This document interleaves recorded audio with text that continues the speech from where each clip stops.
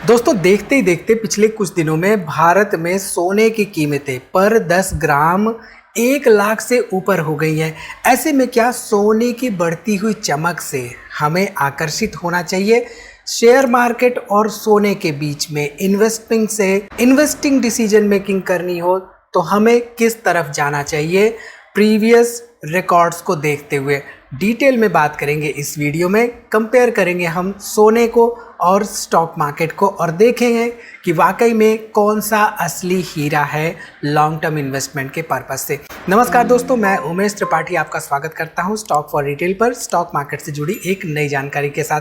अब यहाँ पे स्टॉक मार्केट से जोड़कर हम इसको इसलिए देख रहे हैं क्योंकि हमारे स्टॉक मार्केट में भी एक ETF है, एक इनफैक्ट 2-3 ETFs हैं। यहाँ पे हम ETFs का नाम नहीं ले रहे हैं, बट आप सर्च कर सकते हैं। ETF मतलब होता है एक्सचेंज ट्रेडेड फंड्स। तो डिटेल में ETF क्या होते हैं उसके बारे में जानने के लिए आप जस्ट टाइप कर सकते हैं स्टॉक फॉर रिटेल ETF, आपको वीडियो मिलेगी, आप उसे सीख सकते हैं। इस वीडियो में हम डिटेल में ETF के बारे में नहीं जा रहे हैं, बट यहाँ पर हम डिस्कस करने जा रहे हैं कि जो गोल्ड के प्राइसेस रिसेंटली 1 लाख रुपए पर 10 ग्राम को टच किए, उसके बाद काफ़ी सारे नए इन्वेस्टर्स उनको ये लग रहा है कि क्यों ना गोल्ड में इन्वेस्टमेंट किया जाए।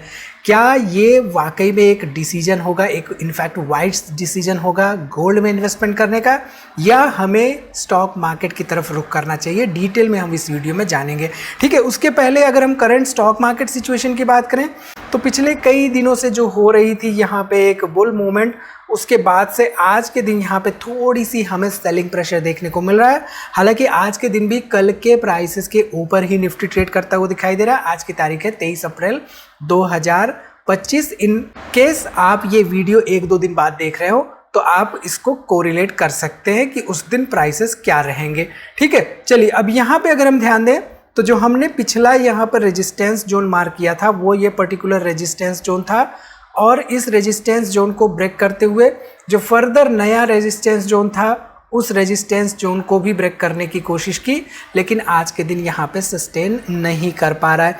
तो यहाँ पे ध्यान दीजिए, तो जब ये बुल कर रहा था, रन हो रहा था, तो यहाँ पे कुछ छोटे छोटे गैप्स बनाते हुए ऊपर की तरफ गया है। और as per bookish theory stock market में जब भी ऐसे गैप्स बनते हैं तो गैप को फिल करने के लिए मार्केट कभी ना कभी जरूर जाता है। ठीक है, चलिए अब यहाँ पे आते हैं गोल्ड के प्राइसेस के ऊपर। तो आपको एक इंटरेस्टिंग इंफॉर्मेशन दे दूं, 1964 में गोल्ड के प्राइसेस 63 रुपए के आसपास थे। हालांकि जब भारत आज़ाद हुआ था तो इससे 2-3 गुना ज़्यादा हुआ करते थे प्राइसेस, लेकिन कुछ कारणों से प्राइसेस में गिरावट आई और 1964 के आसपास ये मात्र 63 रुपए पर 10 ग्राम। अब ध्यान दीजिए, मात्र 63 रुपए पर 10 ग्राम। तो अगर हम इसको यहाँ पे माने पर केजी के हिसाब से तो ये मात्र 6300 रुपए यानी कि 6300 रुपए पर केजी। 6300 रुपए में 1 किलोग्राम सोना मिल रहा था 1964 में। तो अब यहाँ पे हमारा सवाल ये है कि 6300 रुपए से करेंटली 1 करोड़ के आसपास बनता हुआ दिखाई दे रहा है मार्केट में पिछले 60-65 सालों में, जहां तक गोल्ड की बात है। तो स्टॉक मार्केट में क्या ऐसा पैसा बनता है? स्टॉक मार्केट में क्या हमें इन्वेस्टमेंट करने से गोल्ड के जैसे रिटर्न्स मिलते हैं या इनफैक्ट इससे ज़्यादा रिटर्न्स मिलते हैं? तो यहाँ पे हम प्रैक्टिकली देखेंगे कि वाकई में हो क्या रहा है स्टॉक मार्केट में पिछले कुछ सालों में, और बेस्ड ऑन दैट हम कैलकुलेशन करेंगे कि वाकई में क्या हो सकता था अगर इतना ही पैसा स्टॉक मार्केट में इन्वेस्टेड होता 1964 में। ठीक है, सो 1964 के बाद आप ध्यान दीजिए, 1964 के बाद से 63 से 71, 1965 में फिर 83, 100, 162, 76, 93, 200, 278 करीब 1973 में। तो प्राइसेस बेसिकली गोल्ड के यहाँ पे बढ़ने लगे और एक सर्टेन रेट से यहाँ पे बढ़ते हुए दिखाई दे रहे थे। अब कुछ कुछ साल ऐसे होते हैं जहाँ पे गोल्ड के प्राइसेस में गिरावट भी होती है, बट ऐसे बहुत ही कम मौके आते हैं जहाँ पे गोल्ड में प्राइसेस में गिरावट हमें देखने को मिलती है। जैसे कि आप 1975 में यहाँ पे देखिए 540 रुपए के आसपास था, 1976 में 432 रुपए के आसपास हो गया था। ठीक है, चलिए अब 1963 में किसी के पास 6300 रुपए थे, तो आज के समय पे उसके पास कितने रुपए होने चाहिए ये भी हमारे लिए जानना जरूरी है, क्योंकि यहाँ पे इन्फ्लेशन पिक्चर में आ जाता है। ठीक है, अब इन्फ्लेशन क्या होता है डिटेल में हम फिर कभी डिस्कस करेंगे। इन्फ्लेशन बेसिकली ऐसा होता है कि जैसे समय के साथ चीज़ों के दाम बढ़ते हैं तो उस हिसाब से हमें ये पता होना चाहिए कि उस समय 6300 रुपये जो थे, आज के टाइम पे कितनी वैल्यू उसकी होनी चाहिए। तो यहाँ पे 1963 में 6300 रुपये 2025 में कितने होने चाहिए बेस्ड ऑन इन्फ्लेशन टाइमलाइन। तो हम देखें तो यहाँ पे आप देख सकते हैं कि आज के समय पे 5,40,000 रुपये के आसपास ये होने चाहिए। ठीक है, तो यहाँ पे आप ध्यान दीजिए 1963 में 6300 रुपये, जिसमें कि 1 किलो गोल्ड आ रहा था, इस पे करंट में 5,39,000 रुपये एटलीस्ट यहाँ पे होने चाहिए। तो आज के समय पे क्या 5,39,000 में 1 किलो गोल्ड मिल रहा है? Obviously no, right. तो हमें 6300 रुपये की यहाँ पे वैल्यू मिली, गोल्ड के प्राइस की वैल्यू नहीं मिली है।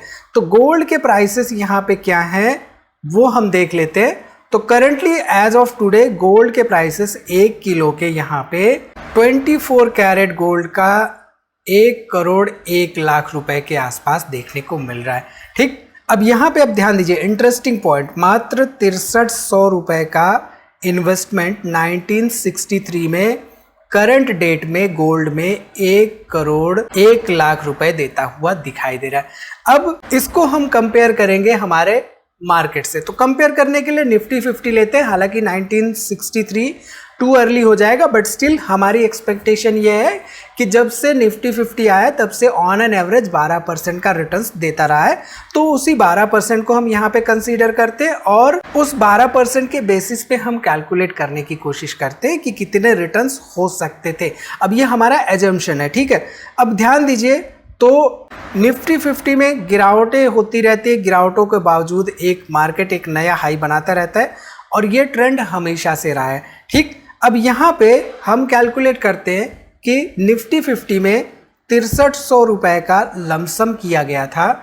ये लमसम अगर हम माने 1963 में किया गया था, जस्ट एजम्पशन की बात है, यहाँ पे हम मान लेते हैं कि 1963 में किसी ने 1 किलोग्राम गोल्ड ना खरीदते हुए मार्केट में इन्वेस्टमेंट कर दिया, वही 6300 रुपीज़ को, और वो इन्वेस्टमेंट रहा आज तक। तो ऑन एन एवरेज 63 ईयर्स के आसपास हम ले रहे हैं कि 63 ईयर्स तक यहाँ पे इन्वेस्टमेंट रहा है और हमारा एक्सपेक्टेड रेट ऑफ रिटर्न यहाँ पे 12% ही ले रहे हैं, नॉमिनल 12%, जो कि हमें निफ्टी 50 पिछले कई सालों में देता आया रहा है। तो टोटल यहाँ पे इन्वेस्टमेंट अमाउंट जो हमारा निकल के आ रहा है वो निकल के आ रहा है 6,300। यहाँ पे टोटल अमाउंट 79,44,672 के आसपास निकल रहा है। अब इंटरेस्टिंग पॉइंट देखिए, गोल्ड में इतने का इन्वेस्टमेंट 1 करोड़ ऑलरेडी क्रॉस कर चुका है, मार्केट में इतने का इन्वेस्टमेंट आज के समय पे होता मात्र 80 लाख के आसपास। ठीक है, सो यहाँ से हमें क्लियरली समझ में आ रहा है कि गोल्ड में किया गया इन्वेस्टमेंट 1963 में आपको ज़्यादा रिटर्न्स देता मार्केट के कंपैरिजन में। ठीक, अब यहाँ पे करंट सिनारियोज डिफरेंट है टोटली। स्टॉक मार्केट में खास तौर पे निफ्टी 50 1963 में नहीं था। तो यहाँ पे हम क्या करते हैं, अब गोल्ड के प्राइसेस को चेक करते हैं 2005 के आसपास और पिछले 20 सालों का डाटा देखते हैं कि पिछले 20 सालों में गोल्ड के प्राइसेस में कैसे मूवमेंट हुई है और हमारा स्टॉक मार्केट कैसे मूव किया है। तो यहाँ पे हम क्या करते हैं कि जो हमारा गोल्ड का प्राइस था 2005 में, वो हम देखते हैं करीब 7,000 रुपये के आसपास था पर 10 ग्राम। तो 7,000 रुपये पर 10 ग्राम पर 100 ग्राम अगर हम करें तो यहाँ पे 70,000 रुपये, और पर केजी यहाँ पे हम करें तो यहाँ पे 7 लाख रुपये। ठीक, अब यहाँ पे हम क्या करेंगे, इस 7 लाख रुपए से 1 किलोग्राम हमें गोल्ड मिल रहा था। अब ये 7 लाख रुपए हम क्या करेंगे, हम मार्केट में इन्वेस्टमेंट करेंगे 2005 में। तो हम क्या करते हैं, लमसम कैलकुलेटर में हम 7 लाख रुपए एंटर करते हैं और हमारा 10 ईयर यहाँ पे होगा 20 ईयर्स का। एक्सपेक्टेड रेट ऑफ रिटर्न्स हम फिर से वही रहने देते हैं। इसको हम कैलकुलेट करते हैं तो इन्वेस्टेड अमाउंट आप देखिए, इन्वेस्टेड अमाउंट यहाँ पे 7 लाख रुपए का मार्केट में, यहाँ पे टोटल अराउंड 67 लाख के आसपास अमाउंट होता हुआ हमें दिखाई दे रहा है मार्केट में इन्वेस्टमेंट करने से। ठीक, वहीं पे अगर हम इन्फ्लेशन को भी कंसीडर कर ले तो 7 लाख रुपए की वैल्यू 2005 में आज के समय पे 25 लाख होती है, यानी कि उस समय जो 7 लाख का इन्वेस्टमेंट कर रहा था उसे आज 25 लाख का इन्वेस्टमेंट करना होता। ये बात भी हमें ध्यान देके चलनी चाहिए। ठीक है, सो पिछले 20 सालों में 7 लाख रुपए से 1 करोड़ रुपए हुए हैं गोल्ड इन्वेस्टमेंट पे, और पिछले 20 सालों में हमारे मार्केट को अगर हम कंसीडर करें तो 7 लाख रुपए यहाँ पे 67 लाख रुपए बनते हुए दिखाई दिए।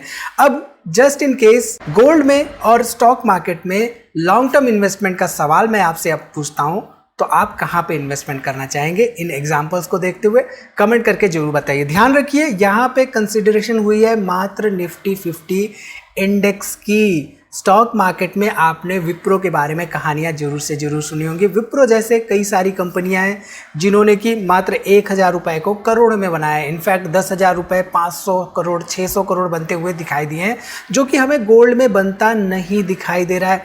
तो स्टॉक मार्केट में ये जो हमने एग्जाम्पल लिया है, ये एग्जाम्पल हमने निफ्टी 50 के साथ लिया है। मार्केट में गोल्ड से ज़्यादा रिटर्न्स देने का पोटेंशियल तो है, लेकिन वो बहुत ज़्यादा रिस्की है। तो आई थिंक यहाँ से आपको क्लियरली समझ में आ रहा होगा कि गोल्ड में किया गया इन्वेस्टमेंट और स्टॉक मार्केट में किया गया इन्वेस्टमेंट कैसे रिटर्न्स देता है over a long period of time. और सिल्वर की अगर हम बात करें तो सिल्वर यहाँ पे करंटली 1 किलो 1 लाख रुपए के आसपास ट्रेड करता हुआ दिखाई दे रहा है। तो सिल्वर क्या अगले 20-25 सालों में 50 लाख या 1 करोड़ तक जा सकता है?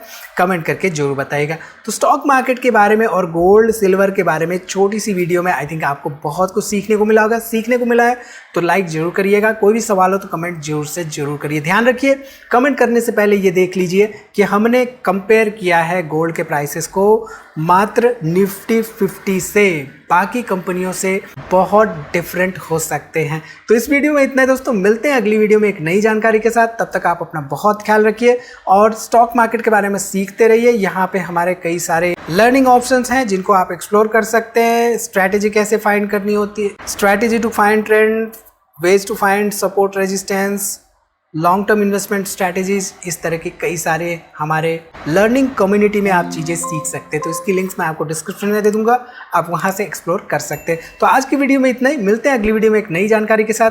तब तक आप अपना बहुत ख्याल रखिए।